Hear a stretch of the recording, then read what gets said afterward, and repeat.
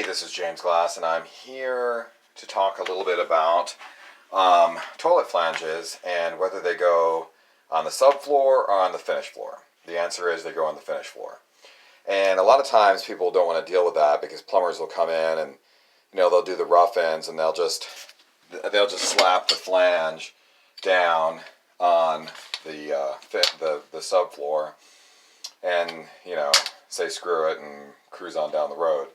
The problem with that is the bottom of the toilet. If you look at the toilet flange, you'll see this little shoulder here is tapered, and there's a wax ring, or there are also modern synthetic rings that can go in there, but I still use wax. There's a wax ring that goes here. This little female shoulder, there's a male counterpart in the bottom of the toilet flange that rests down in here, and the wax ring makes up any difference for water and gas sealing.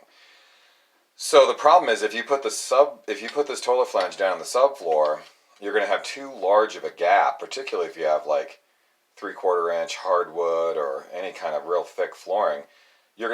What some people do is they double up the wax ring. That's not great. You really need to put this on the finished floor.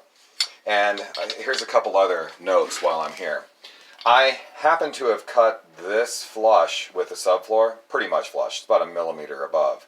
The reason for that is my finished floor in here is very thin.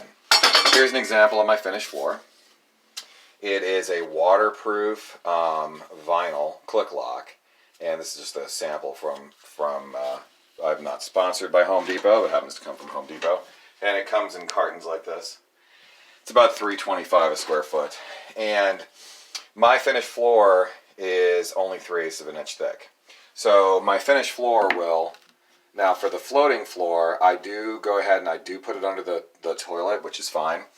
It's not enough, it's not any more than any piece of furniture in terms of not allowing the rest of the floor to float. It'll float just fine under the toilet. And when I set the toilet flange down, you can kind of run this thing all the way up to the bottom, but you have to really push it hard. So I like to stay 1/4 of an inch to 3/8 of an inch with the pipe away from that. So since that's 3/8 of an inch, I cut that pretty much flush within 1 millimeter, so that when I put this down on top of my finished floor, it'll press down real nice, but I won't have to push it so hard that I mess up my pipes below, because I have them supported on hangers.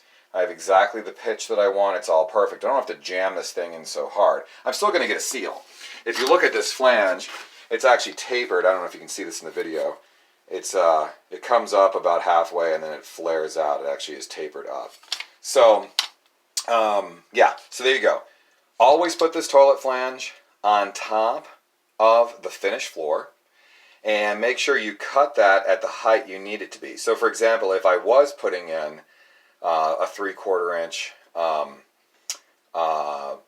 hardwood floor here, I would have brought that up to about 1/4 of an inch below that. I would have cut that about 1/2 inch from the subfloor, and then that would have given me that 1/4 inch, so that I don't jam the pipe right up to the shoulder. I want to be about 1/4 inch, 6 millimeters.